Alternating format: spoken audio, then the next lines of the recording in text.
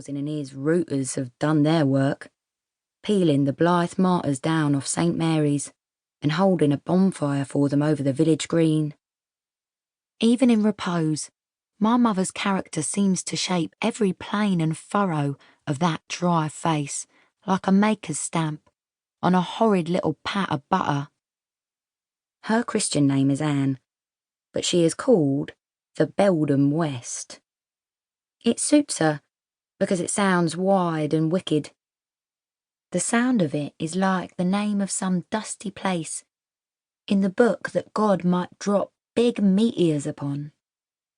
Beldam. Belle is a French word, meaning beautiful, which my mother is not, though they say she was once. And dam, like damned, which I suppose it is not my place right to speculate. I take her apart now, while a repose affords me the opportunity, and consider her piece by piece. Her nose is long and set in a crooked shape, having been broken. It was broken at least once, to my knowledge, 4 years ago, by a most wonderful right hook from Goody Rawbod, as the two of them quarrelled in the herb garden on a late spring afternoon. I do not remember what the substance of their falling out was on that occasion, but I do remember the hooting of the men gathered at the fence to watch.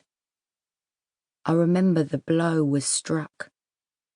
I remember how my mother tottered back into a rosemary bush with a hand clapped over her face, blood leaking sticky between her fingers, and raised a sweet fragrance as she tumbled down onto her cules amid the little blue flowers.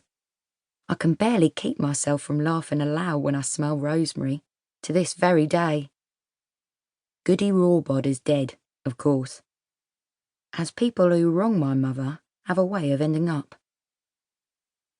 See how the smell and look of her leads me to other things, other places. Or else my understanding of other things and other places comes through the smell and look of her. And that is what it is to have a mother. But no more digressions.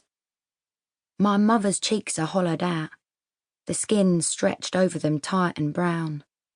The unwary blade of sunshine from the window whitens the down on her chin and her temple, and refines the thin lines age has lain at the corners of her eyes and around her mouth, like a cat's whiskers.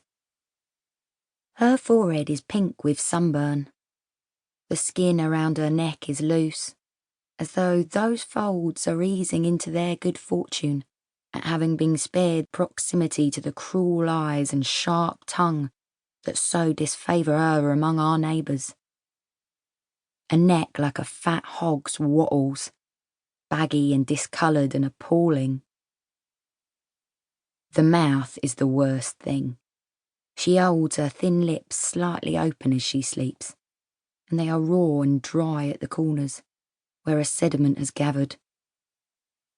Looking in through this red opening, you can perceive her mouth's interior satin, and see how her teeth are stained from chewing tobacco, how the wet root of her tongue jostles as though she is dreaming a conversation, or more likely, a row. Here is my very unchristian thought. I wish I had something horrible to hand to put into her mouth. I imagine I am lowering a wriggling mouse between her lips by its pink tail, then clamping my hand down over it. Or no, a jar of hot horse's piss, a fistful of rabbit droppings, blood, pig's blood, hot from the slice. My mother's eyes open, and she says my name quietly. Rebecca? Beck? It is I. She mutters something I do not hear, and presses her hand to her temple. She groans. "Oh, never get old, Rebecca," she says. "Mind me, girl.